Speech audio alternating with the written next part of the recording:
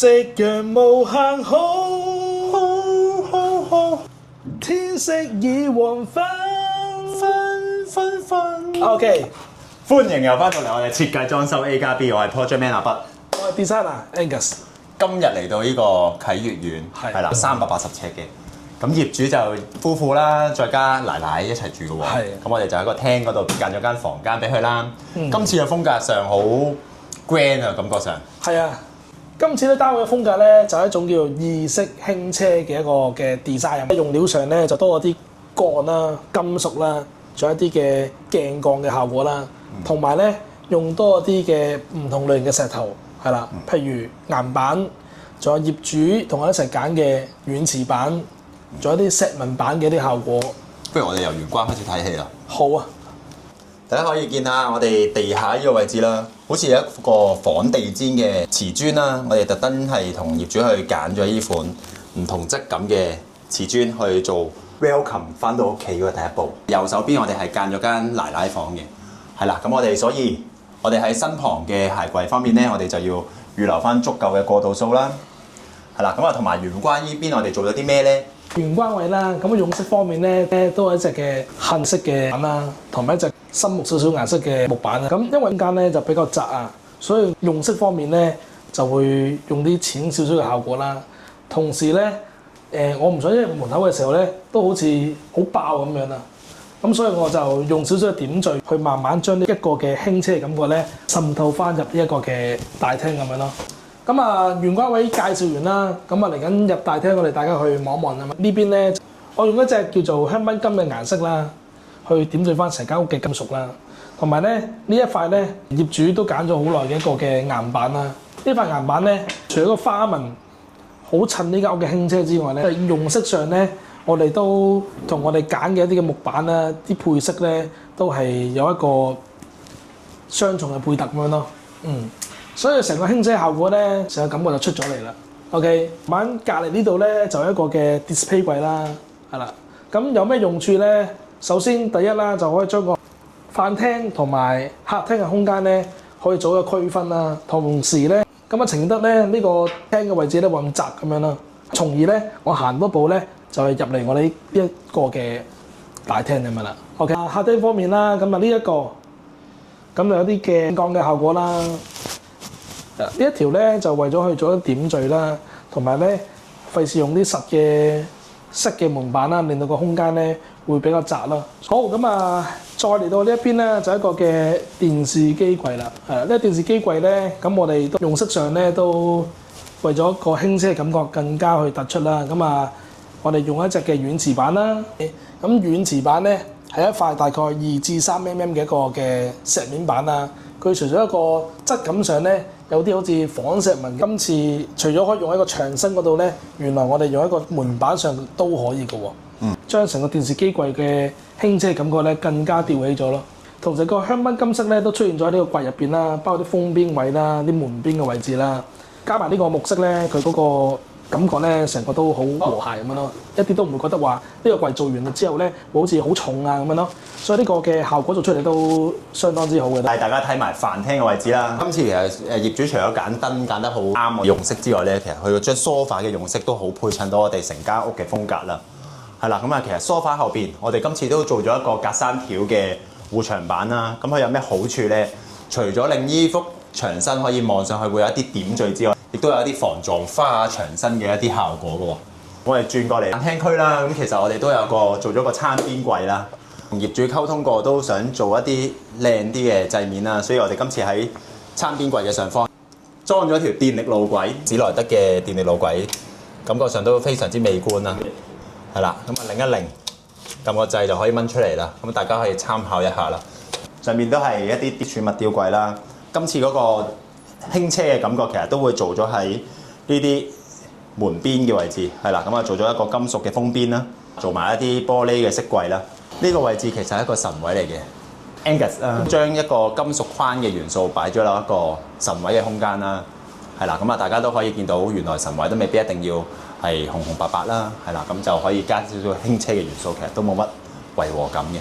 咁餐邊櫃嘅上方啦，其實我哋都做咗一個弧形嘅燈殼啦，去令到玄關嗰個位置可以延伸到過嚟我哋客飯廳，令到嗰個奢華感再提升。之後其實就係一間奶奶嘅房啦。咁我帶大家睇埋呢個奶奶嘅房間。入到嚟呢個空間就係一個奶奶嘅房間啦。係啦，咁今次我哋就會用咗一個家私嘅間法啦。係啦，咁我哋首先會望到啦，咁我哋會做咗一個隱藏式嘅內趟門啦，令到嗰個空間上都冇乜壓迫感咁樣啦，冇個門褥會突咗出嚟啦。咁啊，另外放咗一張3尺嘅平床啦，咁啊旁邊我哋都會做咗一個1尺半嘅衣櫃俾佢啦，咁都滿足到奶奶嘅衣物需求噶啦。可以見到我身後啦，咁我哋除咗張床之後咧，我哋仲做咗張台仔啦，咁啊可以俾奶奶去平時喺度攤透下，或者撳下手機咁樣都 OK 咯。奶奶房嗰度用啲咩咧？因為個空間比較細啦，咁我主要用一隻嘅奶杏色啦。但係咧，為咗空間可以點綴一啲嘅輕車啦，咁我哋都選用咗一隻叫做有個帶皮紋嘅粉橙色，係啦。咁你見到粉橙色啦，用咗少少點綴啦。另外咧，床頭板上邊咧，我哋做一個少少嘅弧形嘅效果啦，好似感覺黐咗幅牆布咁樣。其實呢一幅咧都係我哋家私板做過嚟。成個空間咧唔會入到嚟好悶咁樣咯。咁我身後邊呢個暗門咧就係一個主人房啦。咁帶大家入去望一望。